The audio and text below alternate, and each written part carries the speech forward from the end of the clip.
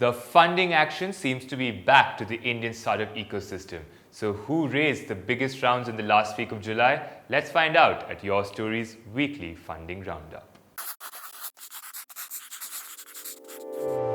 The Indian startup ecosystem in the last week of July raised close to $243.5 million across 11 equity deals. Now this is a 62% rise from last week when Indian startups had raised close to $150 million in equity.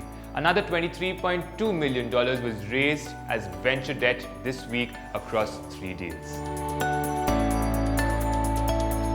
A major contribution to this week's funding flow came from late-stage deals, which contributed to $200 million of the total funding, which were raised by only 2 startups now. When it comes to volumes, early-stage deals were definitely dominating that segment. 6 of the 11 deals were early-stage deals this week, and early-stage startups raised close to $9 million in funding. When it comes to growth stage rounded up close to $34.5 million in funding. Mumbai-based cloud kitchen startup Rebel Foods, which operates the Fasos brand, has raised $125 million from Core2 Management, Goldman Sachs, as well as Indonesia's unicorn Gojek. According to media reports, with this round, the total valuation of Rebel Foods stands around $525 million. With this funding, Rebel Foods is looking to open 100 cloud kitchens along with Gojek in Indonesia, as well as taking its site to UAE, where it looks to open close to 20 cloud kitchens. This week, Urban Clap said that it has raised close to $75 million as a part of its Series E round, which was led by TIGERGLOBAL management. Existing investors, which include SteadView as well as Y Capital, also participated as a part of this round.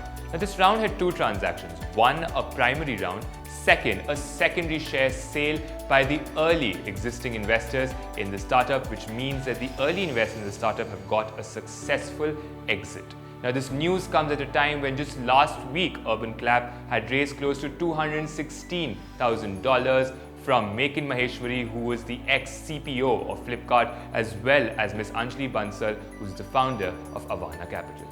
Ratan Tata-backed Car Dekho this week said that it has raised $20 million as a part of its ongoing Series C round by Cayman Islands-based SCGG India Mobility Fund, by Creative Media Karya, as well as Hillhouse. Now, what's interesting is that the startup in the month of January this year had said that it has raised close to $110 million as a part of the same Series C round, which included star-studded investors like Sequoia India, Capital G, the venture arm of Google, and Hillhouse again. Mumbai-based digital entertainment company Pocket Aces this week said that it has raised close to $14.3 million from Sequoia India, DSP Group, 314 Capital, and the others. Now, the startup plans to use these funds across 3 different areas of content, of technology, as well as hiring new talent. The startup also said that it is looking to launch 3 new content channels by the end of this year.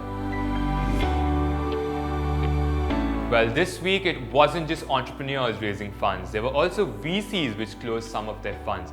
First, there was Mumbai-based Venture Catalyst, which closed its 9 unicorn fund worth $43.1 million, which looks to focus at early-stage startups. Second, there was venture debt firm Alteria Capital, which closed its $140 million maiden fund. Lastly, it is also reported that Sequoia has been in the market to raise an additional $200 million to invest in Indian startups. Well, this week there was also San Francisco and Bengaluru-based startup Mindtickle, which raised close to $40 million as a part of its Series C round led by Norvis Venture Partners. Next, there was also US-based Vimo, which raised close to $18 million as a part of its Series B round led by Emergence Capital. Sequoia India also participated as a part of that round. Well, that was the weekly funding roundup for the last week of July. My name is Tarush Bhalla, and I'm going to be seeing you next week with another interesting funding wrap. Until then, stay good and don't forget to like, share and subscribe for more such videos.